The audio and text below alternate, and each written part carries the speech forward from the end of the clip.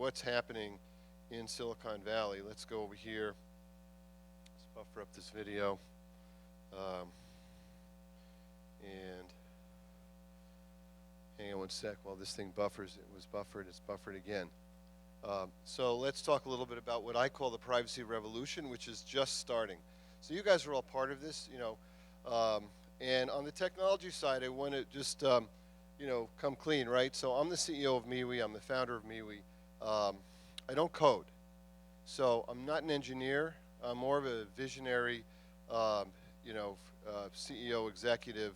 I write in Huffington Post about privacy. I have an extensive column there. Sir Tim BernersLee is one of the advisors of MeWe. He's a shareholder in MeWe. He's an advisor. Tim and I both think that privacy is critically important, but I want to have this conversation today about really, even if we think that, does it matter, and what can we do about it? So first, let's watch a quick little. This is a 1-minute video. See if we get the volume right. This is our time.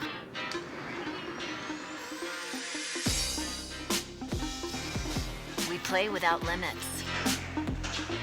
We create without rules. We are not for sale. We connect with the whole world. Every idea we've shaped, every relationship we've cultivated belongs to us. We demand the freedom to be our uncensored selves. And when something challenges that, we change it. Together. This is our time.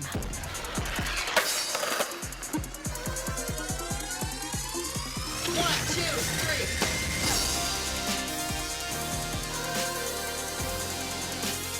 three. Let's start a revolution.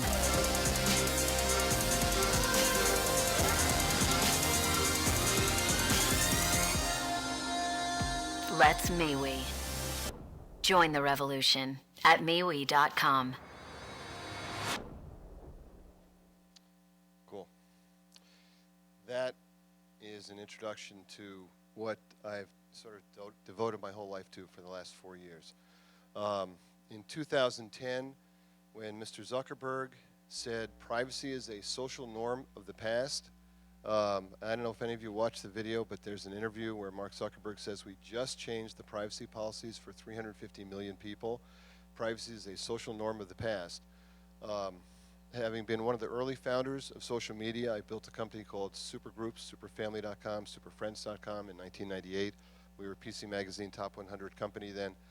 I got a little pissed off because just like Tim Berners-Lee, who invented the web, he's the true inventor of the World Wide Web, just like as Tim invented it so that communication could happen, the idea was that communication could happen, not that the whole world could spy on us.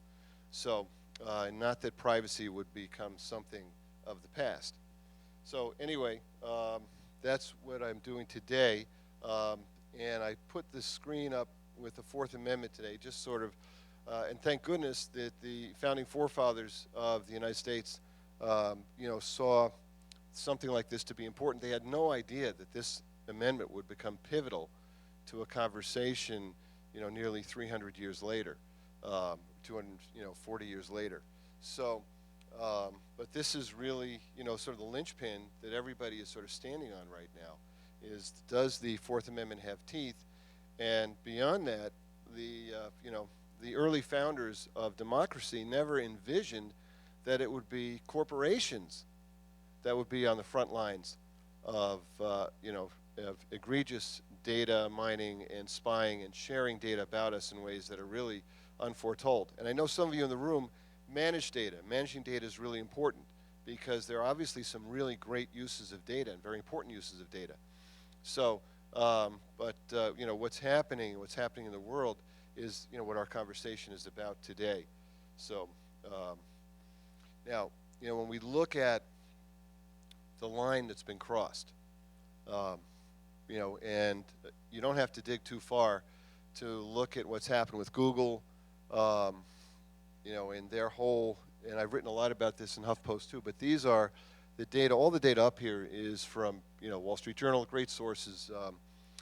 But we all know these are factual. Google's been fined many times actually around the world for, sort of breaking the law, spying. When they did Google Maps, I don't know if you guys know this, but when they drove around mapping out our houses in the world, which is a great tool, they also rather intentionally stole our passwords and our networks and things like that. And they got, they were caught, they were fined, tens of millions of dollars for that. In fact, most recently they were fined, I think, a year and a half ago in Germany for that. So, there's still a sort of a tail to the court cases around that. We know last year Facebook, did their psychological experiment, but we also know that if you're using Facebook or Google, that they're what's called curating your feed because they know everything about you. So even on a search, if you and a buddy do a Google search, you're going to get a different hierarchy of results based on what Google knows about you and what they think you're going to find most interesting. So it's not, a nice, clean, impartial search anymore. So even our information, same thing at Facebook. You guys probably know this.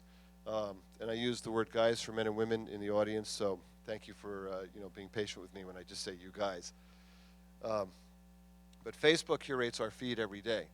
So, they're always adjusting what you see on your wall, what you see in your groups, based on the algorithms they have analyzing you personally. So there's been some real changes here, but the challenges of data go farther. Just in terms of the open communication, kids are bullied. Social media sites are used for sex trafficking. Bad guys use social media because it's so open. College admissions, employers, and some of you might also employ it. After all, the data's there. And so, we're researching people we're working with, people we're dating, people we're looking at hiring, et cetera. So there's obviously a lot of data, and then there's unfortunately some negative results to this open world. Kids, almost 50% of kids get cyberbullied. And so some of these open platforms, even the newer ones like Yik Yak, which is really the rage. I don't know if Yik Yak's taken off in Canada, but these anonymous apps, which are, can be a lot of fun, but also there's a downside to it. Cyberbullying is very real, and if any of you have children, and we all were once children ourselves, you know that bullying is very real, and it happens. And today with social media, it can happen in a lot more nefarious ways, unfortunately. So, online tracking is a very real thing. Most of us know about it or involved in it. The amount of data, is staggering to most people outside of this room. So, we're in the room together. Most of you know and may even be involved with data management, security management, hack management, so you know how much data there is today. The consumer really doesn't understand when we tell them that there are 1,500 points of data about each one of us that are being transacted, with the data brokers. That's a really remarkable data point. I'm not even sure what 1,500 points of data on any of us could look like, but it's there. The way we shop, the way we think, the topics we look at, the searches that we do, everything about us, everywhere that you spend money and anything you're looking at. It's incredible. So what we end up with is the whole world is now worried about privacy, and the press has done a remarkable job of heightening this. So where 2 years ago, how many of you maybe have teenagers as kids, right? So, several people, a bunch of people in the room. Now, 2 years ago, if I said to you, are your kids worried about privacy at all? 100% would have said no way, they don't care. Today, the numbers are creeping up. It's not really a creep. It's actually pretty remarkable. It's somewhere between 30 and 50% of young people have a much greater awareness. And in that bank, many of them think that Facebook has become creepy, or something, like that, and they're worried about it. And then if you have younger kids, 13, 14, 15, that's actually the generation that is emerging as privacy aware from the get-go. So There's a lot, and I also threw up the study here, the Princeton study, the Facebook study, Princeton University did. And how many of you have heard about this study before? It's not new news. It's been out for over a year now, and Facebook spent millions of dollars in public relations to undermine the study. But in the meantime, I think the best evidence is their acquisition of Instagram a few years ago, WhatsApp, et cetera. So they're playing offense because they know that this is going to happen. So it's an interesting phenomenon as we watch. Princeton actually used a disease model to look at how a disease replicates and then disappears from a culture. And also they studied what happened to MySpace. So now we all know, and I believe that Facebook is not going to fail. They're a big company. They have deep pockets. But I think Facebook, the way we know it, is going to change rapidly as Facebook has become uncool. And uncool is what actually killed MySpace.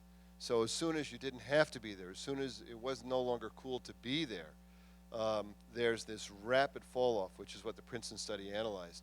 So it's very interesting, just to watch whether in fact this happens. They predicted that sometime later in 2015 it would start, and then it would be very rapid. But we'll see what happens. I just find it to be a very interesting study, especially in light of the fact that most Facebook users don't trust Facebook, and for good reason. I just wrote an article last week in Info Security about their most recent privacy policy change, where they went to this plain English, and we'll talk about that later. It's coming up in the slides, so that they could get more data from us. Now, Sir Tim Berners-Lee, really an incredible man, truly a genius. If you ever have a chance to meet with him, see him, Tim is really, he's very heroic. And he's also, in his career, he's continued to work in sort of the nonprofit world. He hasn't egregiously monetized his invention. It's all shared with the world, of course. And Tim is calling for this Magna Carta about, what can we do? He wants a web where he's not spied on, where there's no censorship. And, I'm a strong advocate, for what Tim believes in. And he became an early beta tester of MeWe and started sending us, feedbacks. And we were like, no way, couldn't possibly be Tim Berners-Lee. So, we would get these feedbacks. Through our feedback loop, we were encouraging our beta users to send us all this feedback. And we started getting feedback from a guy, Tim Berners-Lee. So, and, our engineering team, we would talk and go, couldn't be, but we have to be polite. So whoever this guy is, we'll give him a nice, pleasant, a response, and which we did. And this guy kept on sending us feedback. And one of the first things that this fellow asked for was downloadable content, but easily downloadable. Like take your content with you every day, and have it just disappear off our servers as fast as possible. So, and we built that. And then last year on, it was March 11th, 2014, Tim did an interview on CNET, and it was a print interview. And the only company he talked about was our corporation. It's called Scruples, which is what we did our beta project under that brand. And we were like, oh my God, that's Tim Berners-Lee. He's talking about us. That was Tim Berners-Lee giving us feedback. So we got in touch with Tim. And today he's a key advisor as we look at important things to do with technology at MeWe and the preservation of privacy, if such a thing exists, which we will continue to talk about this morning. Now the other Tim has jumped into the fray. So anybody Apple users, anybody iPhone, Mac, right? So. And frankly, I was a Windows guy because Microsoft isn't too bad on privacy. If you look at the relativity of privacy, the Googles, the Facebooks. And recently, Mr. Cook has become an outspoken advocate, vocal advocate for privacy. And I had the fortunate, happenstance to meet Tim, immediately after which I went to the Apple store. Um, hence the MacBook Pro that's right here. This is he's a remarkable man, and the really great thing about Tim Cook is he believes what he says. He was very clear with me that he believes everything that he's saying about privacy, and he's going to steer that ship correctly when it comes to the data mining. And I don't know if you guys saw this. I wrote a lot about this in my HuffPost column about the battle in the United States that ensued when Tim Cook, made this statement, and then Eric Schmidt got really pissed off. So Eric Schmidt went on CNBC's Squawk Box and criticized Cook's products and said he didn't know what he was talking about. And then Mark Zuckerberg also got into it. You can, if you're ever curious to see that, just an FYI, you can just Google me. Use DuckDuckGo. Look for me at DuckDuckGo or XQuick. And at HuffPost, just go to HuffPost and do a search for me, and you can see these really fun stories about Tim Cook, Eric Schmidt, and Mark Zuckerberg. And I really respect Tim Cook because he's not afraid to speak his mind.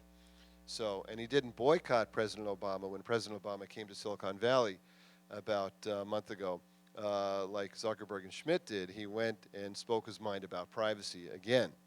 So, at least we've got a champion in Silicon Valley right now. On one of the big platforms.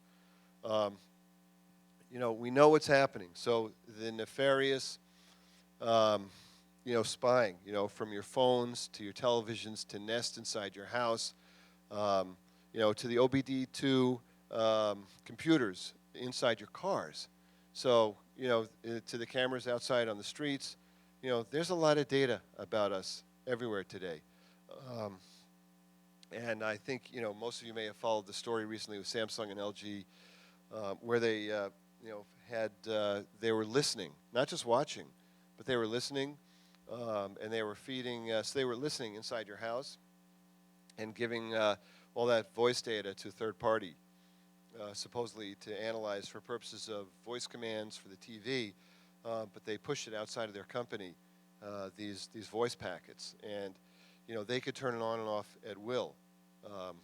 So there's a lot of this going on. There's also this whole conversation about new kinds of cookies. So, because cookies are easy to identify, we've got a really cool little app on our homepage called the MeWe Challenge, where you sort of click and say, are you using LinkedIn, are you using Google, are you at Pinterest, are you at Instagram, and how many cookies are just following you right there. So, companies are getting savvy to how easy it might be now to start blocking cookies. Lots of places that can do it, even a browser like Tor can do it. So there are new ways, and some of you might even be helping engineer these things, because there's part of our conversation this morning is about technology and whether it has an integrity compass, a moral compass, or not. So what happened recently? How many of you know that Facebook made a change their privacy policy now? In America, we have this incredible sport called, a sporting event, the Super Bowl. And the Friday before the Super Bowl, Facebook made a change their privacy policy. How many of you guys actually know that? So, a few, and you guys, right, in our industry, I would expect that. Most people in the world don't realize, they think their privacy policy changes came much earlier in January.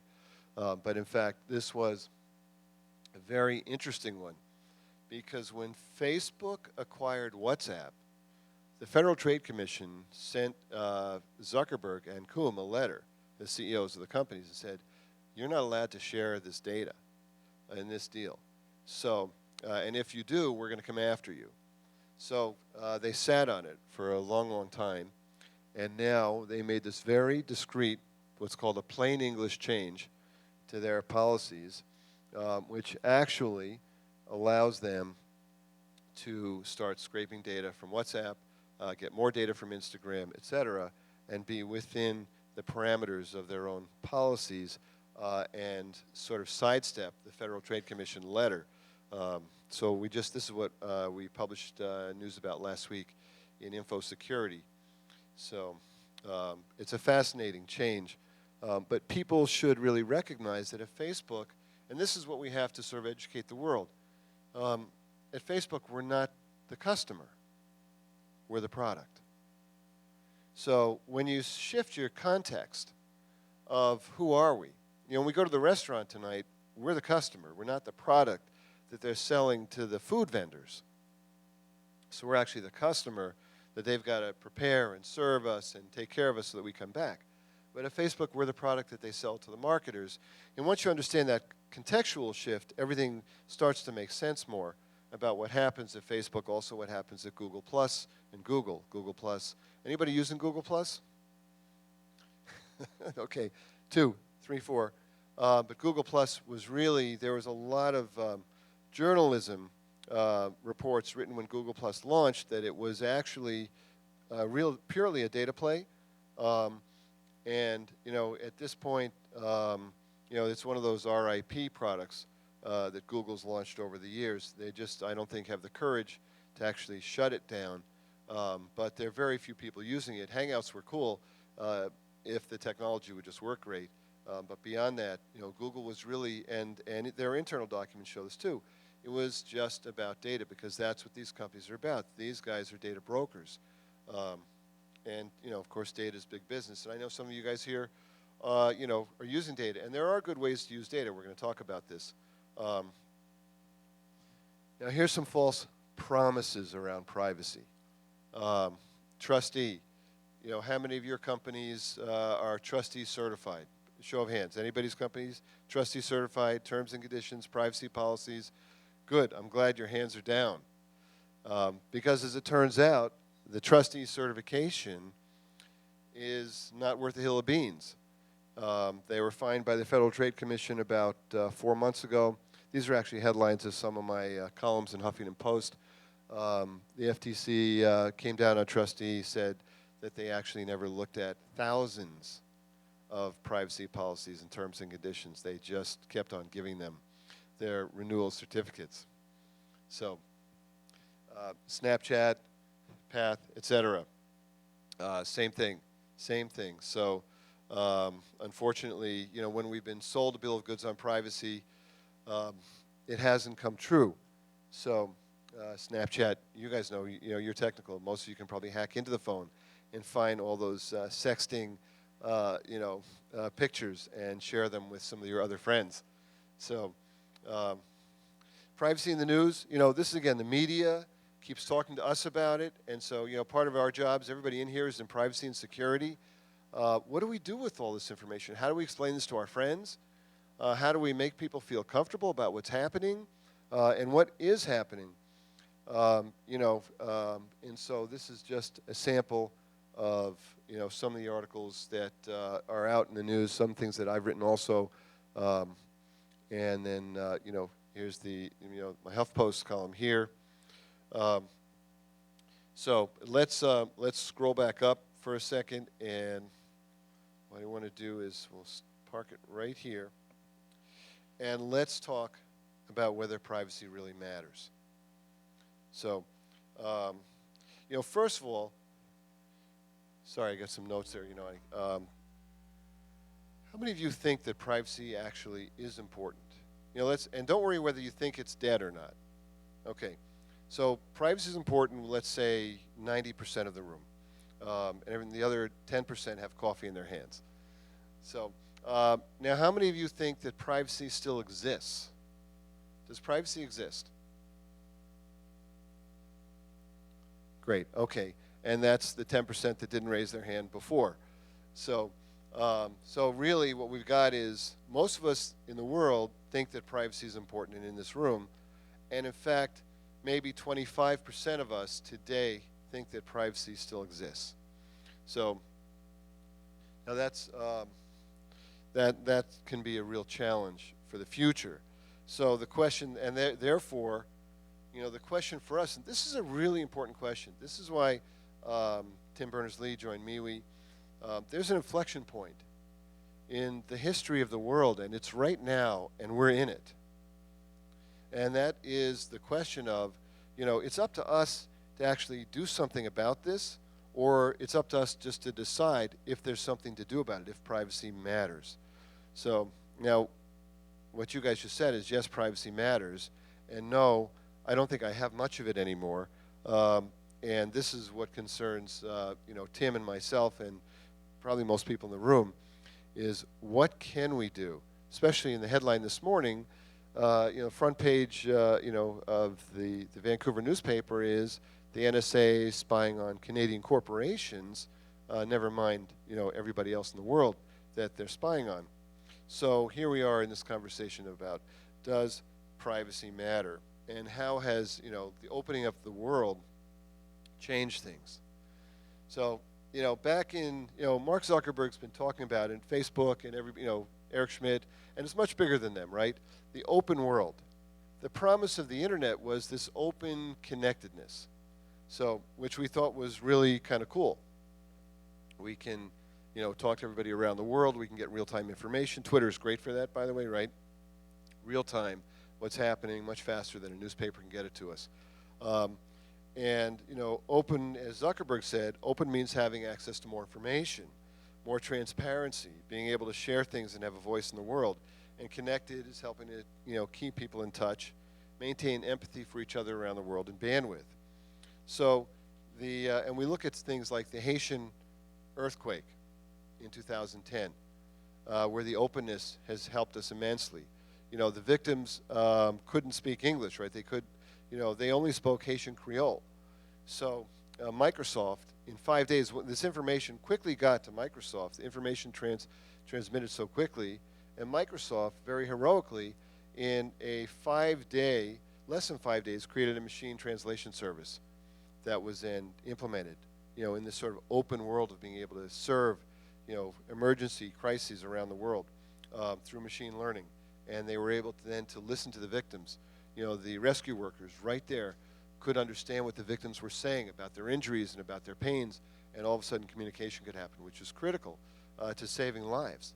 So machine learning, has made airport screening, more effective in terms of, looking at the data analysis of who's buying what kind of a ticket. Is it a one-way? Did you just buy it? Did you pay cash for it?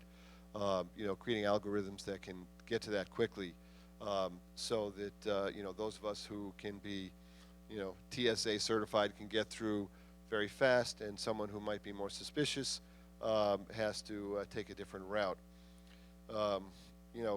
Machine learning is letting us predict outcomes of political elections with great accuracy. It's kind of like, sometimes I find it's a little scary when you realize that you're just a statistic. When you see your life unfold, and you're sort of following the herd.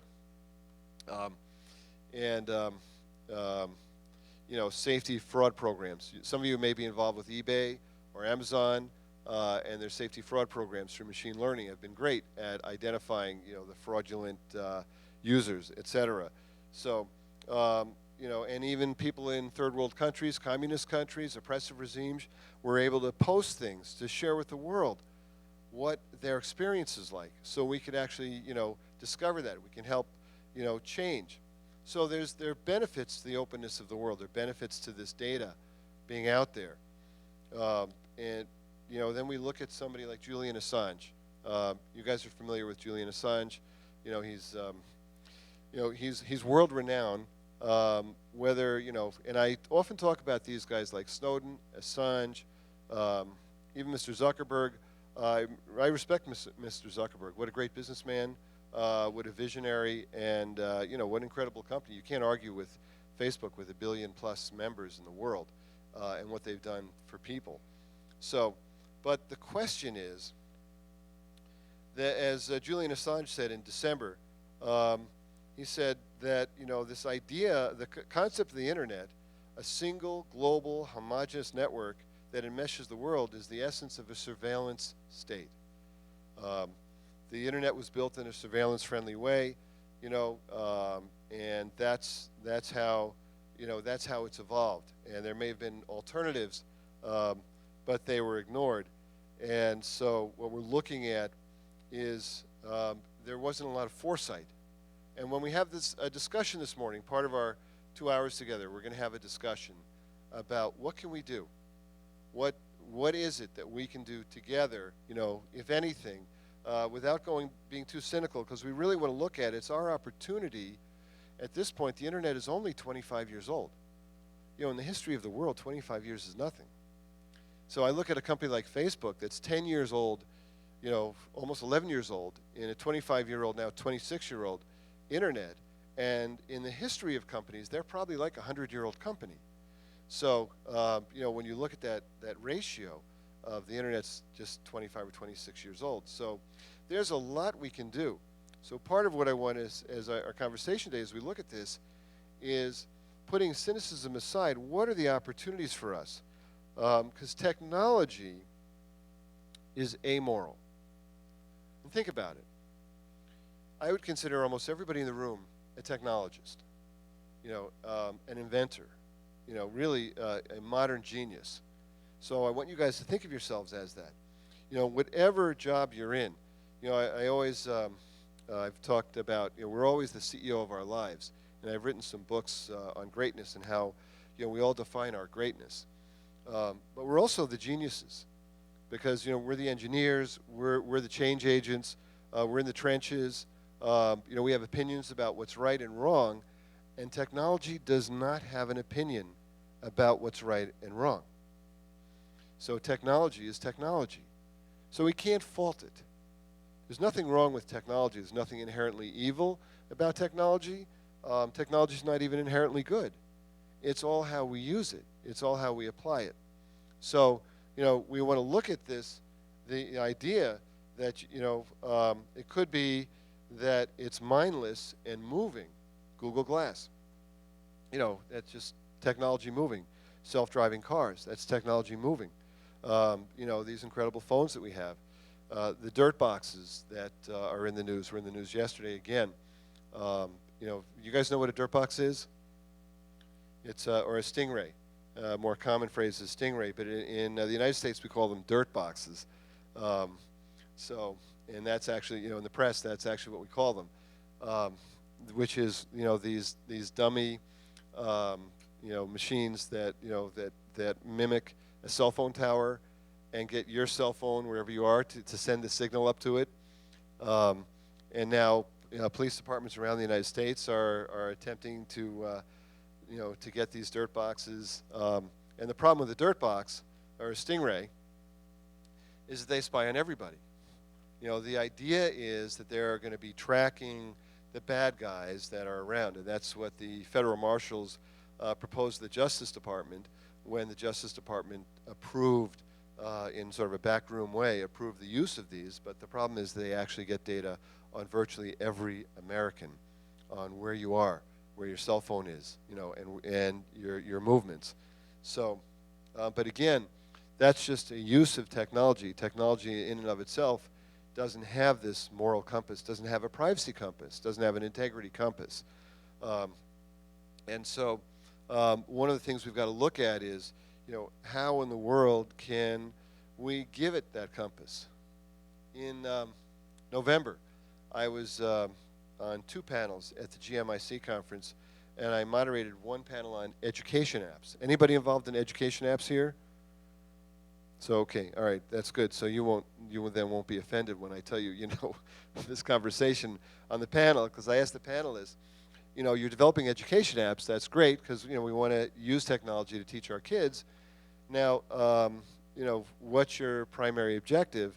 And the primary objective is to keep the kid on the app as long as possible. Now, is that really good for our children, for us? Is that good for a 5-year-old, an 8-year-old, a 10-year-old, a 12-year-old to be on an app as long as possible? But the kid doesn't realize that, right? Right. And neither does the parent. And they're being sold to us as this is good for your child, and there's some benefits, even in the gaming world. The gamers. Anybody gamers in here? Yeah. All right. So you want to put something fun and interesting and somewhat educational, and then it just depends on the engineering team and the product people. If there's actually some kind of value, and then of course we're deciding what that value is, and if that value is real or not is up to us to say that it is or not. But this is that amorality of technology and also capitalism. So, because capitalism is a fascinating economic structure, it's really amoral. And there's no better place to see that than in China. Anybody been to China? You know, China, I mean, they are incredible capitalists. They're great. And because their government, they're very autocratic, so they don't really have a say in the political direction of their country, so they just get to be capitalists. They get to be amoral capitalists. They follow the law somewhat. The government is relatively, you know, with all due respect to China, it's well known that, you know, the government is somewhat corrupt. There's a lot of money in the government in relationships. China's a relationship, you know, sort of capitalist endeavor. So very different from North America. You know, the Chinese are all about their social relationships and you know, patting each other on the back for capitalism. But it's fascinating when you look at the amorality of capitalism, which leads to, you know, one of the most polluted countries in the world. And again, pollution, the environmental degradation, these things can be fixed by technology, but they also can be caused by technology. This is that amorality of technology. So one of the guys on my team likes to call the internet our frenemy. So, and I don't know if you guys have heard that phrase before. It's like our friend and our enemy at the same time. And I think people have started to see social media that way. You know, cameras, cell phones, dirt boxes. You know, it's great for communication.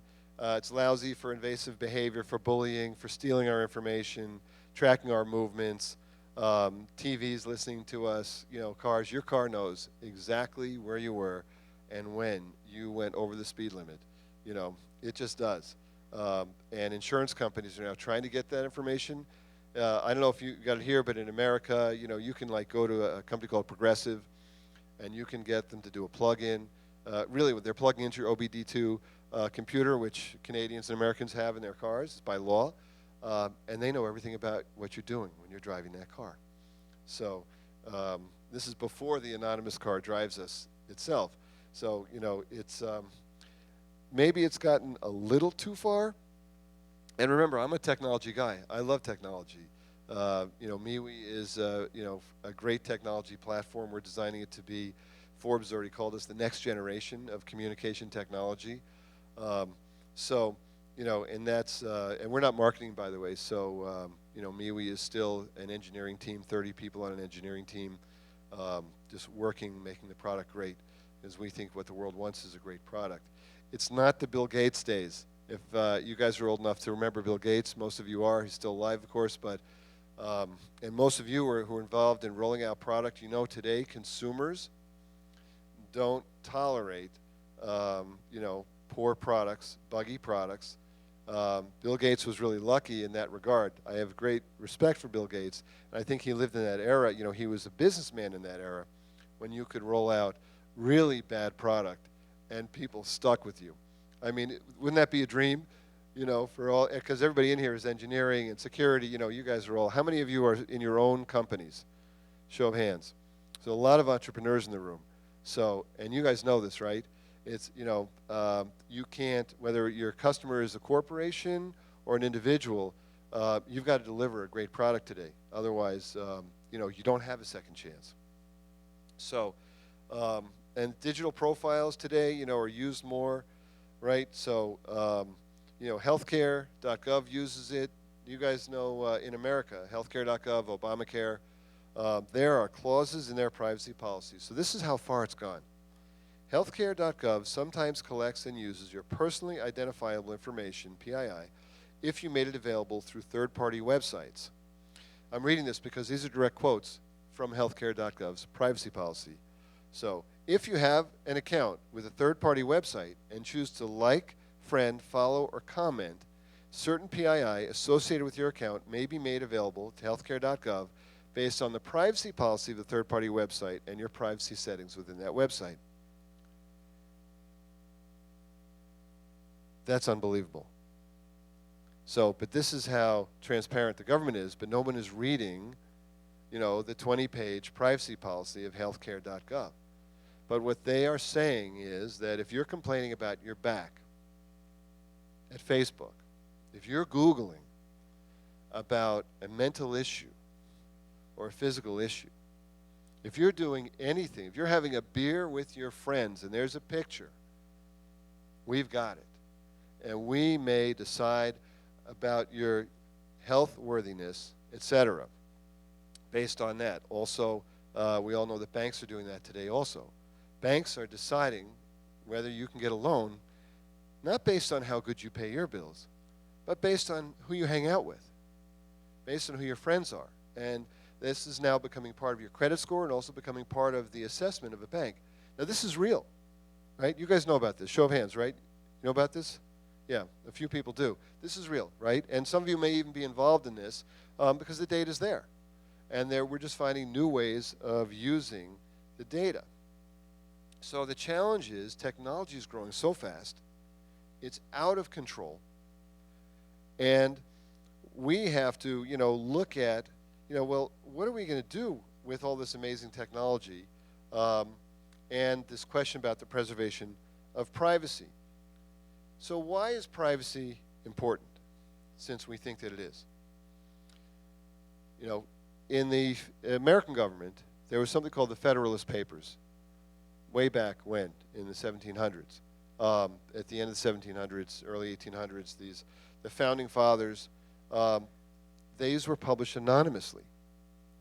That could never happen today. You couldn't publish something anonymously. When Nelson Mandela met with de Klerk, Mandela was in jail for so many years, and for 5 years, the president of South Africa came to meet Mandela in jail. Nobody knew about it. That couldn't happen today. So, this something we call the wisdom of privacy. Privacy, it's hotly debated. It's polarizing amongst ourselves. Does it matter?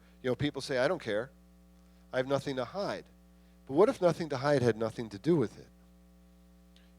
And what if, we're so blessed, right, because we live in democracies.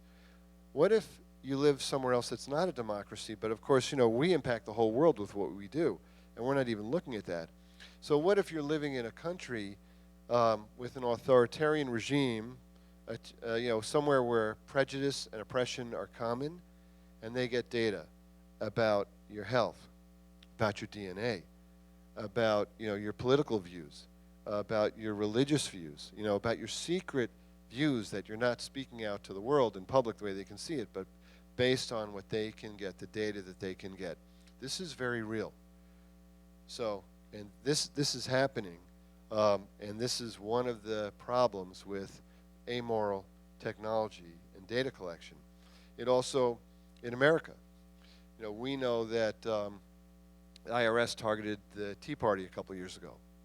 So, and it's sort of like, well, wait a minute, were they really doing something wrong? And they're just getting data, and then they could find out who's involved from data, and then they could target members of the Tea Party. So, if even in democracy, which is actually not the most perfect government, right? Because there's all kinds of influences there, and they're run by people. Data can be used the wrong way. So, this is where we look at, the courts. This is why I kept the Fourth Amendment up here, because this is almost like what we've got as our grounding, even though it was written, really to protect from British soldiers being in your house, going through your things. That's actually where this amendment is sourced originally, and that's where it came from. But we look at, in December 2013, Judge Leon said that our founding fathers would be aghast at how the government today encroaches on our personal liberties when he made a ruling against the NSA. Now, I just want to dispel a myth about data being so effective at uncovering bad guys.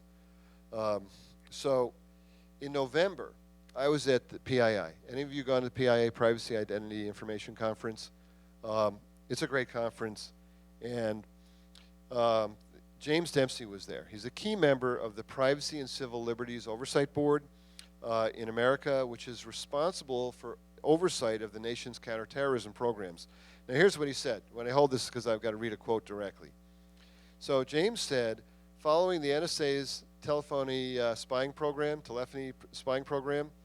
the Section 215 bulk telephony metadata program, after 13 years of spying and data collection, has not uncovered one bad guy, not uncovered one bad guy that we did not already know about. 13 years. All the phone records of all Americans. 13 years. Not uncovered one bad guy that we didn't already know about. So, you know, when we look at this overuse, we look at these stingrays, these dirt boxes, we look at the over-reliance on data.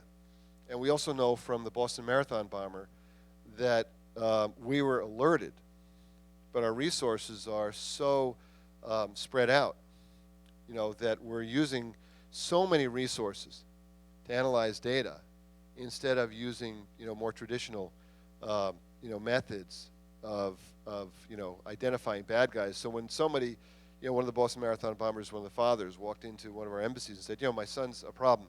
You got to watch him. We didn't have the resources to follow up on it. So, and I don't know if you guys, anybody see the article in the New York Times on Sunday or see it retweeted, you know, 1,000 places about Mark Zuckerberg and privacy?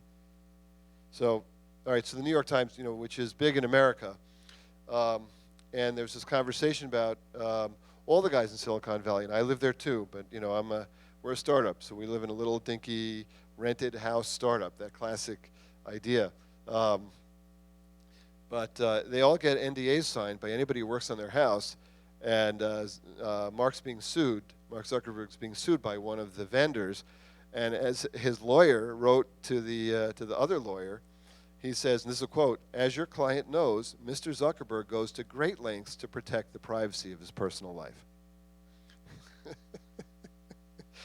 So that got tweeted all over the world. You know, that's like, okay. And also, have any of you seen Terms and Conditions May Apply? Great movie. Good. I'm glad a bunch of you have seen this. Cullen Hoback is a MeWe advisor. He's a good friend of mine. It's an incredible film on how we've given away our privacy and what's happened. And he chases Mr. Zuckerberg around with a camera. It's really fascinating to watch him do this. So it's on Netflix now. It won a lot of awards. It's a really brilliant film on what happened when we weren't paying attention.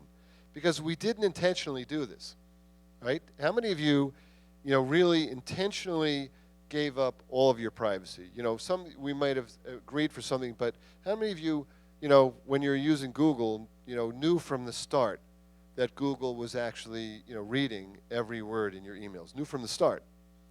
Okay, and that's, you know, like 4% of the room knew from the start.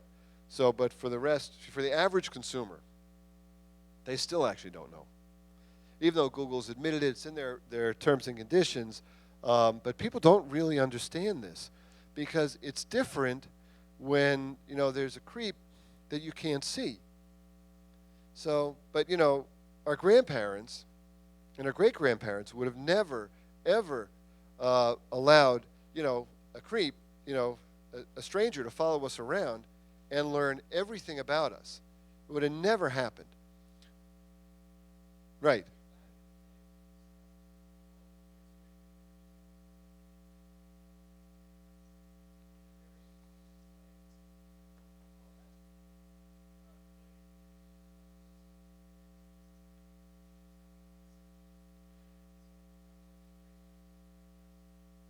Exactly. Right. It started, that's right. Thank you. What's your name? Brody? So what Brody just said is sort of back in the day, the exchange, we didn't even understand what the exchange was. We just thought that they were, you know, innocuously looking at, you know, and sort of helping to make our email better, more relevant. But we didn't really understand the scope that, you know, they were actually reading every word, and that this would now actually push outside of their system into actually the whole world. And this is where you can delete an email. You know, you can delete something you're writing, you know, a post on Facebook when you're not finished with it. And you guys know we're in the technology business, but Facebook's already captured it. So that's already living forever. I mean, way beyond your lifetime and my lifetime. That's, you know, that's forever. So, you know, well, what to do? You know, so there's the thing that I call the wisdom of privacy. So, you know, privacy is actually inherently important, is what I think. obviously, right? Even though this question of does privacy matter, and we saw early on, it matters to virtually everybody in the room. So the question for us is, what to do about it? And I want to show you, so, when MeWe says we're private, let's just take a look at, so this is where, Ann Kevorkian, with her Privacy by Design program, when she was running that, gave us. So here's something, a quick something about us. So if you look up supergroups, you'll see who we were, something about the books. Dr. Wolf is my partner. He's a really cool guy. So he runs the engineering team. He was my number 3 hire in 1998. He's a PhD in neuroscience from Penn. He's a chaos theory expert. He's a fractal expert. He's very, very cool. These are just a couple of books that I've written on greatness, which, by the way, I don't define, so don't worry. I have no idea what greatness is. For each one of us, it's very individual. So when we start to define, how do we explain what privacy is? We're not going to talk about MeWe per se. I just want to talk about what we believe privacy is. So privacy to us is that you own your content. We don't own it. We have no claim over it. So different than the other companies. So we're not a data company, which is very interesting, in this data world. We don't use facial recognition. We don't look at your loves and your likes. We don't look at your friends. We don't have a data packet on you. We have nothing. Our sessions are encrypted. It's right now impossible. So if any of you guys crack the nut on encrypting, 100 people in a group coming in from disparate points around the world sharing documents and videos and photos, right now that's so cumbersome to encrypt. The best encryption are really the one-to-one or behind a firewall. And you delete your account anytime. This is what privacy is, and also this is what privacy is. So we're the first company in the world, so part of the visionary part of this is, never mind the company, but this is what we think people should be doing. I've met with the chairwoman of the Federal Trade Commission, Edith Ramirez. I've met with some of the other commissioners. If we change our privacy policy, there's a clause that says we're going to tell you and give you a link to delete your account every time we change our privacy policy. So, we think that's ethical business. Why should we be able to just change and say, by the way, you can see the changes over here, and here's a little pop-up message that we changed our privacy policy. We don't do that. This is what we call privacy by design. So let's go back up to, and there's a lot more. I don't want to, it's not a technology conversation this morning. And as my team tells me, Mark, you're not allowed to talk about our technology that much. So I did once in an interview, and they really got mad at me. It's like, you can't tell them that. You can't tell them exactly how we encrypt. So you guys can appreciate that because, you were telling me the same thing. I'm like, but you guys gave me the briefing. So what do we do? Privacy by design is one thing. Transparency in plain English are not always the solution, as we saw. Tim Berners-Lee talks about the Magna Carta, and this, I think, is really important, this idea of a Magna Carta, because the web, and this is what Tim said recently, he said the web's come under increasing attack from governments and corporate influence, and new rules are needed to protect the open, neutral system. So he says we need a global constitution, a Bill of Rights, for the web that we want.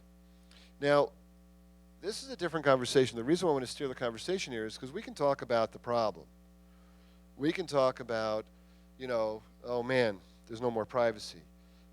We can talk about, better ways, like the conference is doing, which is very important, of, identifying a security breach, of isolating a breach, of, different ways of protecting data, securing, things like that. But what we've really got to talk about is how do we transform the conversation about the right to privacy? How do we give technology its integrity compass? And this is a big question, and it's a big problem. Because, we've got to sort of alleviate some of the sort of ephemeral, nature of what's happening, and we've got to find a way to give integrity its integrity compass. Now, how are we going to do this in Washington, D.C., for example, when Sunday, if any of you guys saw this, on Sunday, two very prominent senators, John McCain and Lindsey Graham, said they don't even use email. I mean, did you guys see this? Like, they don't even use email, and they're proud of it. And these guys, so I always say, well, we can't have the white-haired guys running our governments decide what's good and what's bad. That's just not going to work. And then these guys proudly, right? This is 2015. Proudly get on TV and they say, email? I don't even use email. You got to be kidding me, right? So we've got to do something, and it's going to have to come to us. So, this is our sort of Magna Carta call. What I want to do this morning is, 2 hours is a long time for a keynote, and I want to thank you guys for your patience as we sort of weave through the different parts of the problem and the conversation, because really, I don't like to talk, I want to talk with us. I want to have a conversation together about what is it that we can start to do. How do we figure out, how do we help Tim Berners-Lee and ourselves, how do we start to, articulate this Magna Carta idea? Is it even possible? How do we, get ourselves on a track? And how, it's a very complicated question. Like, how can we decide what's the right educational app? How much time a kid should spend on an app? It's just fraught with pitfalls. But these guidelines, I mean, do we create guidelines for technology so that it has to protect privacy at a minimum? Do we create guidelines for technology so that it has to, not degrade the environment in a negative way? I mean, what do we do? Do we, how can we give this sort of Magna Carta to technology? And I don't have the answers. So this is why, but I think this is actually going to emerge in the next few years as the most pressing question and issue. And we don't want the white-haired guys that don't use email to create this Magna Carta. Also because, we know the power of influence. The fact that we're moving towards net neutrality and maintaining that is great. There have been some good decisions. That's because of people like us speaking out. How many of you, advocated in some way for net neutrality? All right, everybody in the room. And somehow our voices can be heard. So we've got to sort of figure out, we have to brainstorm. And we're like the CEOs of technology in here. So we've got to figure this out. Because it's not technology's fault. But we've got to figure out what the right pathway is for this idea, this Magna Carta call of Tim Berners-Lee. Let's go down to Tim. So what I want to do now is, let's open it up. Let me see how we're doing. Wow. I want to thank you guys. So that's the longest keynote I've ever given, by the way, because I really like to just interact. I'd rather sit on the stage and talk with everybody. It's actually a really fun way to do it because there's such topics, and I'll facilitate. So what I want to do now is open this conversation up. How do we let technology expand while having an integrity viewpoint that's not draconian? How to have net neutrality that's not biased and enhances life, protects privacy, etc. So let's open it up. And thank you very much for being patient, drinking your coffee, and listening to me sort of rant on about the different parameters of the violations. Great. And I think, is there a mic to pass around? Or we're probably small enough. You guys just yell out your questions, okay? Great. Thank you, guys. Okay, let's go. Can you stand up, please? Thanks.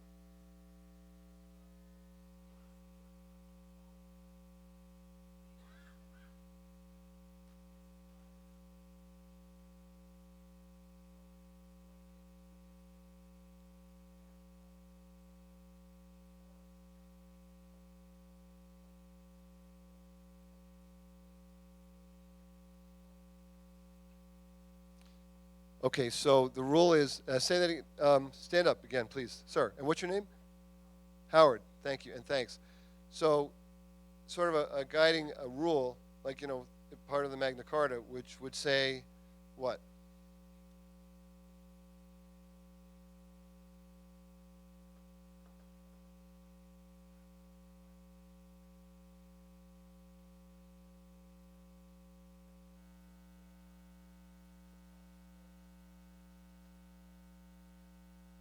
Right, right. That's right. And that's exactly what Tim Cook said. Do we have, Alex? I don't know if you're in the room, but do we have microphone a microphone that can walk around? Okay, great. So let's if we can, that's awesome. All right, who's got the mic? Okay, great, great. Are you going to be our runner too? No. All right. So who's gonna? Can we have somebody just sort of pass the mic around? So we got a guy over here, right? Who's next with a comment? And this way, great. Over here. Great. And here comes the mic. So it's a small enough room we can sort of walk to the mic, too. How about the speaker passes the mic to the next person? Sure. Great idea. So- And thank you, guys. I'm glad we have a mic so we can all hear it. That's great. Thank you very much. Maybe in relation to this gentleman's point, but more direct. If you're not sucking the blood out of my body and selling it to everyone and their mother, how is your product going to make a profit? Okay. MeWe? All right. Are you asking about MeWe or in general? About MeWe. Okay, and yeah. in general, how other products could follow that same model. Actually it's a great question. Let me see if I can pull up. I'll show you one. Let's see if we can get this. Get off the screen for a minute, so I can open up. All right. So we're locked on the screen. So I'll just tell you. So we have a patent pending advertising model that's patent pending around the world. We haven't launched it yet. We'll launch it in Q4, and it's does its best through proxy servers and everything else, and through the way you interact with it. That we have no idea. We have no idea what you're interacting with. It's a very simple premise, basically, without going too much into the IP. You just choose your ad. And you choose what you want. You go through a selective system. You choose your ad. We have no idea. The advertiser doesn't really know anything until you take an action. If you take an action to buy something, then of course you have to start sharing more data. And we'll give our members tools to scrape the data coming off their IP. But that's just part of it, because we have storage. So MeWe is like a personal cloud. So at MeWe you share photos, videos, discussions, documents, privacy mail, chat rooms, voice messaging, and soon disappearing content. That's all in our platform. And you share that one-to-one in ad hoc groups or in formalized groups. And we've already seen migration of big Facebook groups coming over. And because we don't curate, we're not spying on you, we don't curate your feed, we don't do any of that stuff. But also, all your content is stored in what we call My Cloud, and you can buy up to 500 gigs. We also have an app store that's going to launch in Q3. So if you're a group, in addition to that, maybe you're a sports team. How many hockey players are in here? So, a bunch of, whatever your sport is, or your kids' sports. We'll have about 10 sports teams apps in there. We have like a recipe book for, people want to share recipes, play date scheduling apps, all kinds of fun apps that are built over our API, that are approved by us, that are put in our store. For our members, this adds value to your life. The whole idea about MeWe is it's serving you. Who's the customer? I'm the customer. You're the customer. We also have a MeWe Premium, so we're going to compete directly with Facebook fan pages and Facebook groups. There's 500 million Facebook groups right now. So that's launching, actually that's our first enterprise product, and that's launching in July. And right behind that will be MeWe Office. Companies already use MeWe, but we'll have a dedicated MeWe Office product, and then next year in 2016, we'll be able to install MeWe behind the firewall in your company. So, and this is where, meeting with Chairwoman Ramirez, the FTC, it's like, yeah, you can make money without spying and scraping and doing so just that's how capitalism has always worked. So, I hope that answers your question. Absolutely. Thank you. Over here.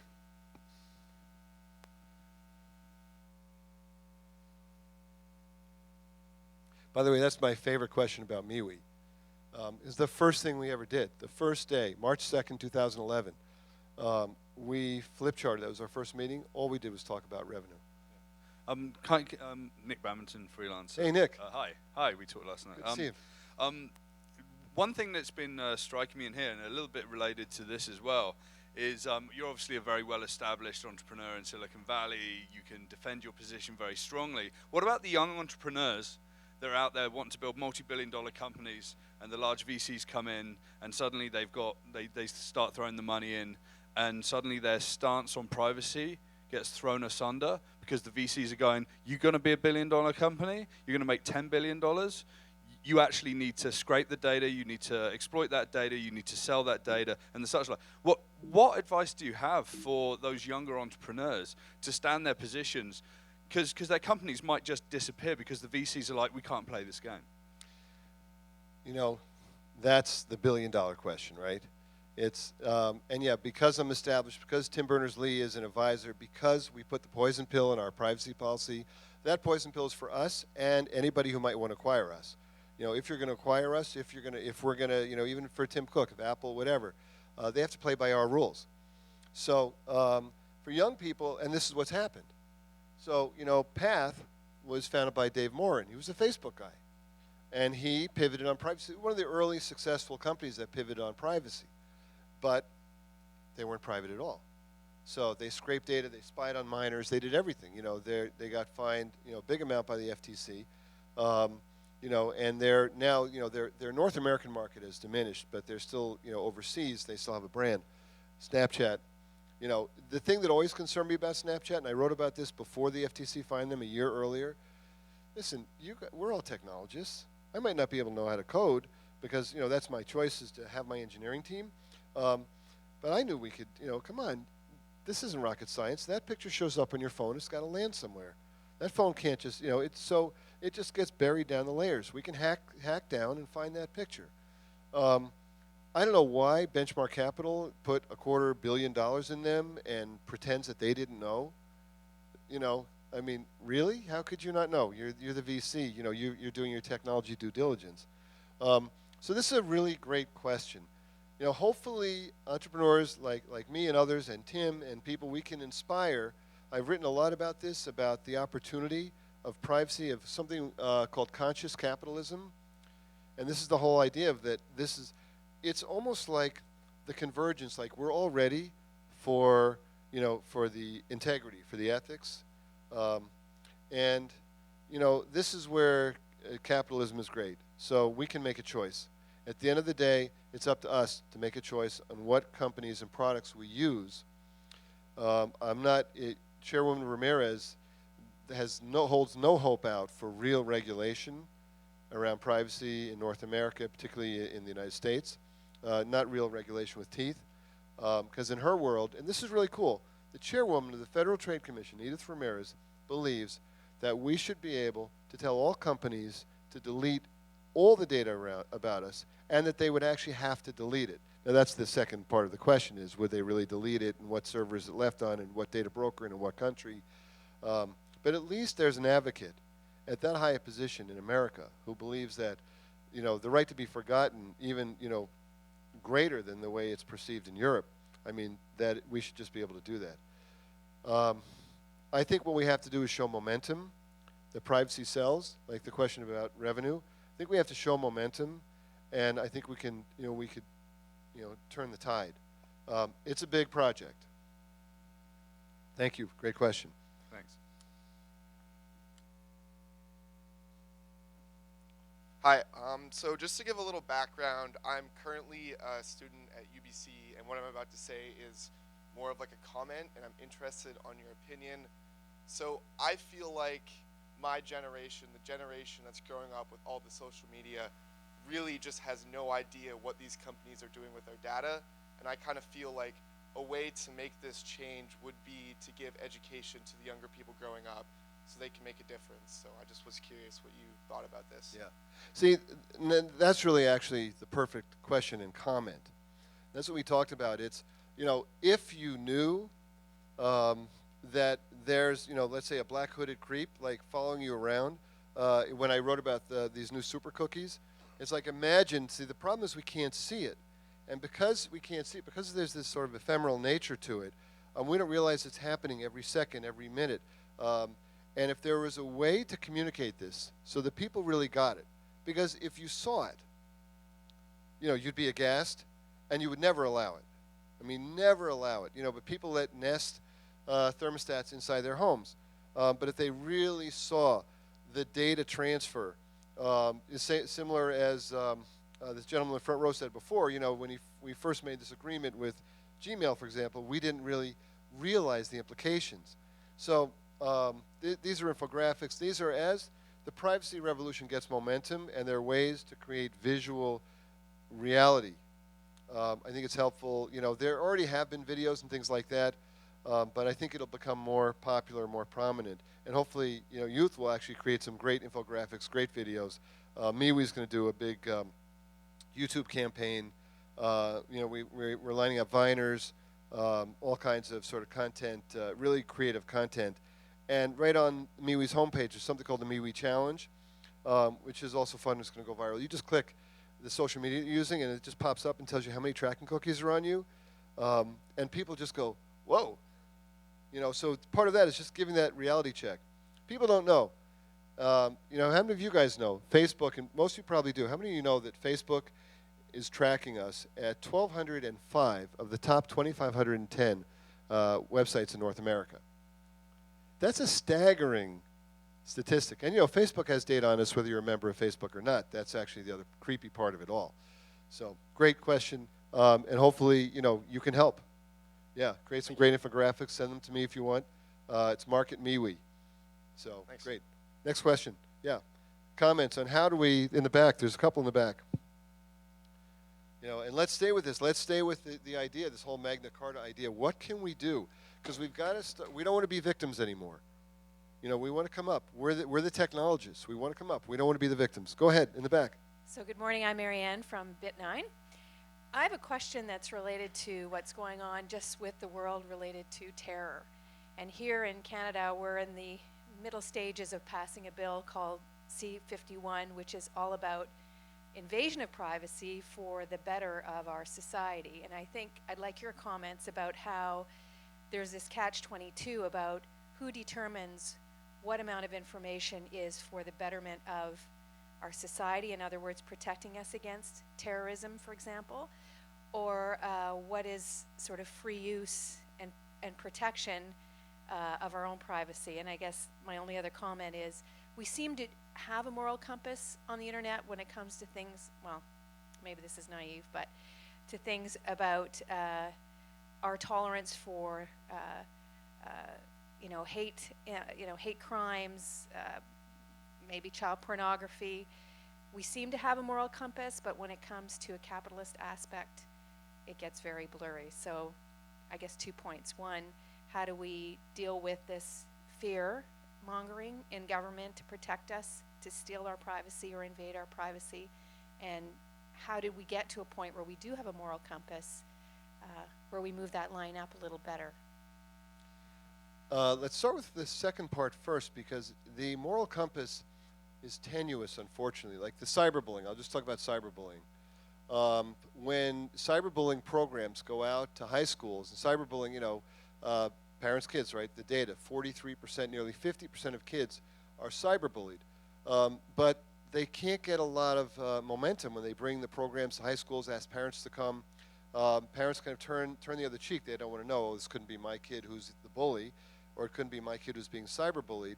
And kids are often embarrassed and afraid to share when they're cyberbullied. They don't want to tell their friends. It's embarrassing. They don't want to tell their parents. Either they can't relate to their parents. They don't think their parents can help. They think actually talking about it could hurt them more. So we have, I think, like it's kind of like what you're alluding to, a semi-moral compass. It's like the new company Yik Yak, which is just another example of an anonymous app, or Ello, where you can get on them and supposedly they have some controls, but you can really trash somebody, and they get funded. There's capitalism at work. So we've got a lot to do there. Also, in this sort of, I think it's really a great point for the Magna Carta. We really have to identify things that are harmful. MeWe has a very clear terms and conditions, by the way.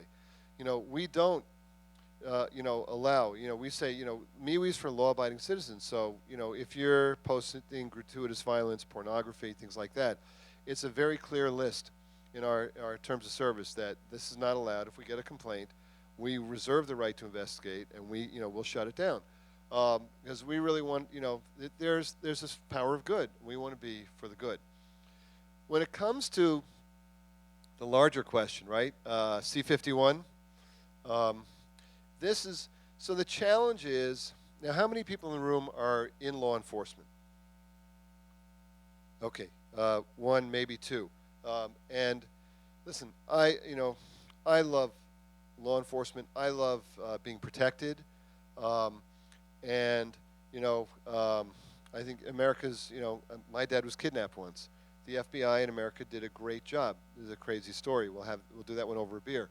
But the fact of the matter is that law enforcement serves a purpose, and they're here to protect us and protect society and help enforce the rules and regulations. And that's really important for us to be safe in this theater this morning. So at the same time, when you look at the data, as I quoted Mr. Dempsey, when you look at the amount of data that they're processing, they can find bad guys, and then they can target, like this, the Stingray, the dirt boxes.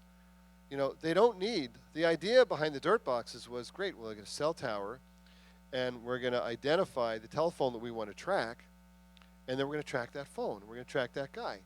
But in fact, what they did was just track everybody. So I think that with all due respect to law enforcement that's in the room, law enforcement just wants everything. Law enforcement also doesn't have that data integrity compass. From my experience with law enforcement, law enforcement wants all the data, but we have data that shows that all the data doesn't actually help, and in some ways it's a hindrance, because then we have too many resources spread out in too many places watching. Is it helpful if you're watching 300 million innocent people when you're looking for a few bad guys that you already know who they are? No. So I think it's a great question. The problem is they sell us, everybody wants to be protected. So the majority, if I asked, how many of us want to feel safe in our communities, everybody would raise their hand. How many of us want to help law enforcement so that we can feel safe? Almost everybody would raise their hand. But we're being sold a bill of goods that's actually not true. They don't need that data. They don't need all of it.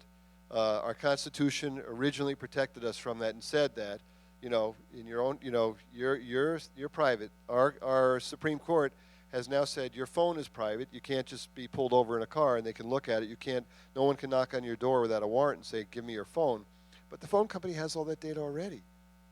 So we have to go one step further. So, I'm very concerned about things like C-51, the Patriot Act, which is coming right up against the Fourth Amendment now. The court cases are finally working their way through. So the next 4 to 6 years, we're going to see a lot of legal things. And we've got to protect our privacy. Otherwise, we're fighting to get it back, what's left. So that's, any other comment you want to make about that? Great. Thank you.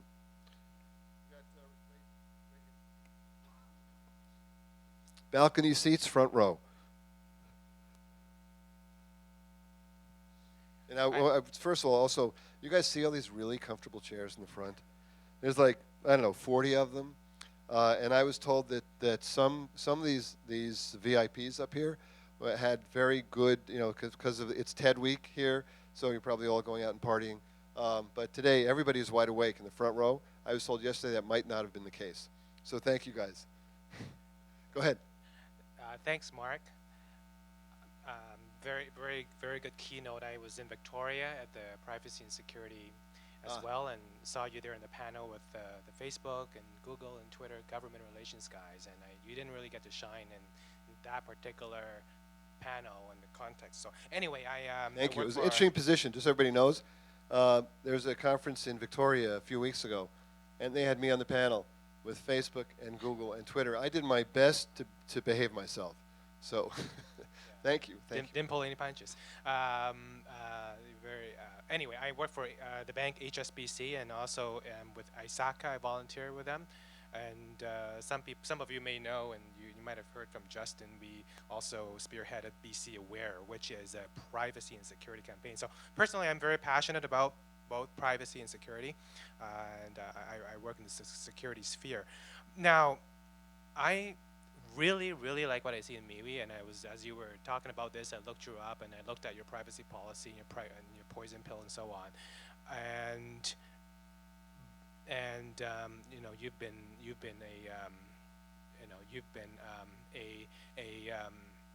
a startup for some time now.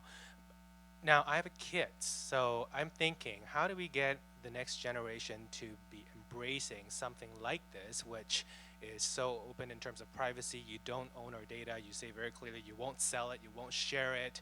You know, you're not going to spy on our friends and so on.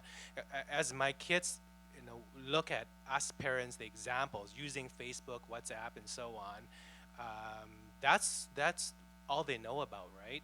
So what are you doing anything to get into the school systems and get to the kids when they're young, so that and get into and let the school administrations know this is the right way to engage in social media? Thank you. Great question. Great point. And so this is actually our challenge, right? As you know, and all of us as innovators, is bring product to market. So we ran a beta project called Scruples, that Tim Berners-Lee joined. At the end of October in 2014, we announced that our real name is MeWe. We have not started to market, which is why, you know, if you hadn't been at this conference, you might not have heard of MeWe yet. Because of my belief, as we talked about earlier, that Bill Gates had it really nicely, but for the rest of us today in this world, we've got to deliver a great product. We saw Ello come out in September, move millions of people off of Facebook overnight, and their product was terrible, and they didn't even have apps, and it was an anonymous, it wasn't what the promise was. So what we're doing at MeWe is we're making sure that the product is ready. For example, if you register today in iOS, you can't search for me. You'd have to go on desktop. So member search will be live next week. We just pushed it to the store 2 days ago. So we're waiting till the product is really, really great, and we've got some really cool sort of Snapchat type features for photo sharing that are really, really cool. And then we have a marketing plan to go after the youth market and to go into schools. Yesterday I met with Jesse Smith here. So Jesse was here, and he and I met talking about how to get into schools. We also have a plan for a 1,000-member student privacy advisory board at MeWe. We very much are going to get students involved because, you know, you've got to be cool for the kids. You know, most of us in the room, you know, I'll say are over 30. So, and, you know, I'm sorry about that, guys, but we are. Oh, okay. But really, you know, our demographic, we've got to get the young market. And so, you know, everybody who works at MeWe is in their 20s generally. I think we have 3 people, you know, out of the 35 or 4 that are 30 and over, because we've got to really make sure that we've got that sex appeal. Part of it was that video. That video was shot in 11 countries, and, you know, there's 12 hours of footage from it, and we distilled it to a 1-minute video. The only thing left is to work a little bit more in music there. But we intend to get to, and it's 2 approaches. And you guys know this if you're doing anything with education.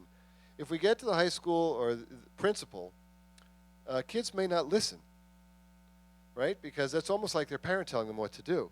So we've also got to come in the other way. We've got to get the kids to really love MeWe. So there's some what we call the sex appeal that we're putting into MeWe right now before we go into our full launch, to make it really attractive to kids on college campuses, kids in high schools, to classrooms. It's a great tool for classrooms and for principals, just to say to their kids, hey, you know, you're going to use social media. Use something where, you know, cyberbullying is at a minimum. You know, strangers can't see your friends or your content. You know, we've done everything we can to put in things that will, you know, the 85% of changes that will minimize the opportunity for cyberbullying. But you can share privately, and colleges aren't going to see it. You know, your grandmother's not going to see it. Your employers aren't going to see it. And, you know, as a principal of school, I'm not going to see it, so I can get this headache off of my desk. We're working on it. Yeah, and we'll start a big marketing campaign in about 8 weeks. Also, just to speak to how we're funded, we've been funded by high net worth individuals around the world rather than going to Silicon Valley VCs. Part of our philosophy is that we wanted to have people from around the world invest in MeWe rather than just getting institutional money in Silicon Valley. Besides which, when I first moved to Silicon Valley in 2011 to start the new company, they laughed me out of every room I went into when I said privacy was going to make a comeback. So, true story. I mean, I left a lot of venture capital meetings with my tail between my legs thinking, you guys are wrong, but that's my job, is to show you that people are going to demand privacy. And part of it is simply education. We didn't know privacy was important until they took it away, and all of a sudden there's this thing called after the ecstasy, the laundry. So after the ecstasy of Facebook, there's the laundry. We're all dealing with the laundry now. The laundry is our data is out and around the world. Our kids' data will live forever out there. Parents don't want to share on Facebook anymore, etc. Let me see where we are. Thank you, Mark. Look forward to that. Great. So we have time for 1 or 2 more questions. So let's, we want to solve. Let's see what we can do here. Because part of this is also taking care of our kids, right? Because we were all kids once. There's at the bar there. By the way, don't you love this venue where there's bars everywhere and you can drink in the middle of the day? So it's truly a hacker conference, right? Yeah. Hi. Well, a lot of us here are pretty concerned with what our governments and other organizations do in our name. So we call for transparency in that sphere. And then we want privacy in our own sphere. So I think it might be the approach to take is to have a public, define the public sphere. Don't define what's private. Define what's public and kill 2 birds with 1 stone. That's an interesting way to look at it. That's creative. That's out of the box thinking, right? Yeah. To define what's allowed to be public. Also, to somehow do for our college student over here, to find a way to give better representation. Although even a warning on a cigarette packet doesn't stop a smoker from smoking. But we've got to find a way that's more graphic so people can really understand, and then maybe figuring out a way to define what's okay to be public. I think the right to be forgotten, the European Commission, if you guys followed the decision when they decided that Google had to take down what you told them to take down in Europe, I think they actually went too far. And I was in a very awkward position as one of the leading privacy advocates saying the European Commission went too far, because if you've been convicted of a crime, then I think that's public domain information, and I should be able to discover that. If you're going to babysit my kids, if you're going to, whatever it is, but the way the European Commission, made the ruling, you had to take all that stuff down too. Google did. So there's this real question about what should be available to the public, what should be information about us that should be available, and what shouldn't be. And also, like you said, well, what should be scraped? But the challenge is that money, again, has no integrity compass, and money is influencing. Fortunately, this privacy conference, Facebook and Google, and other companies, Microsoft, Yahoo, didn't sponsor. But how many of you go to other privacy conferences? Show of hands. So, if you get out of, all right, and especially if you get out of Vancouver, these privacy conferences are sponsored by Facebook and Google, right? And this is why actually, the Online Trust Alliance, I know them, I was a member of them before, but we took the banner off of our site because really their whole board is Facebook and Google and Trustee. I know Chris Babel, the CEO of Trustee, but that didn't stop me from writing, a nasty article in HuffPost about, WTF, it's a New York expression. So, what are you thinking? So,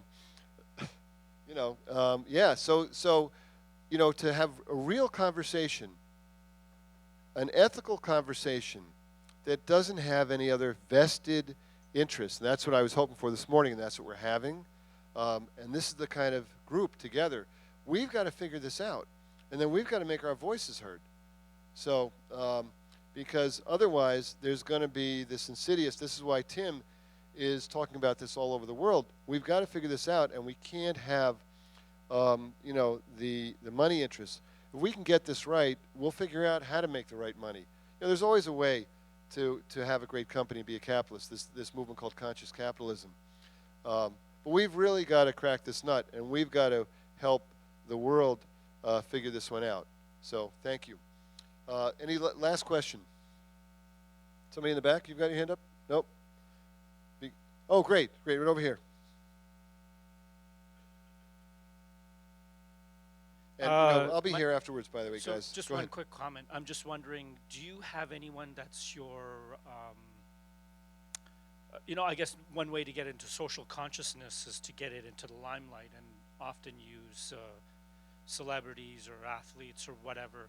And of course, with all these breaches and stuff like that, do you have anyone that you've targeted that suggests that they might be able to be on board in helping you promote this belief system, not necessarily just the product, but the belief system? Yeah. Great question, right? Because, you know, I'm a mature CEO. And so, you know, a 15-year-old's probably not going to listen to me. Probably not going to listen to too many of us in the room.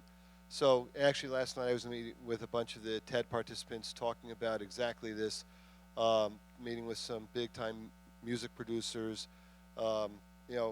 We know there's people like Ashton Kutcher who are investing in privacy. So we're very much looking at, you know, I consider myself to be the integrity compass of our company. And then we really need to have our spokespeople in the trenches. I've just been interviewed by Psychology Today. We're looking at more mainstream press. It's great to publish an article in Info Security, but you know that means that all of us are reading Info Security. So it's not getting the message where it needs to go. Even HuffPost, doesn't really get the message where it needs to go. So we're very much looking at this. Yeah, and we're also, as I mentioned earlier, we're going to run content marketing campaigns through top Viners, top YouTubers, Twitter. We already have evidence that Facebook shuts us down. We had a blogger who wrote one blog about us a couple weeks ago, and we had 25,000 new members overnight, and Facebook immediately shut down the conversation. So, but we will, do everything we can to popularize this conversation. Thank you. Great question. So I know.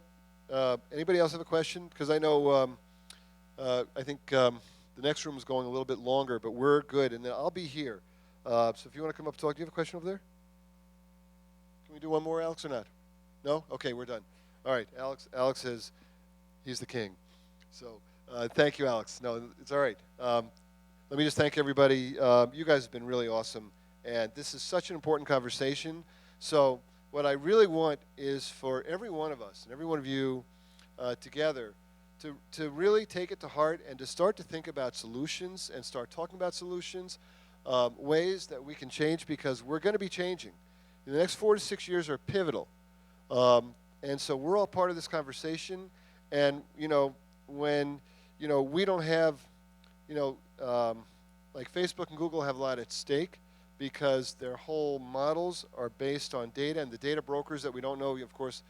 So we've got to make our voices heard, and we can change this, because this is really about the people, and this is really about the future of life on Earth, and we can do this. Thank you very much, everybody.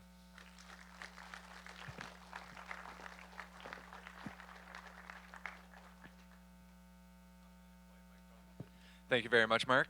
We're going to take a few minutes to swap speakers, and we'll have Wesley Weinberg in a few moments. Great talk.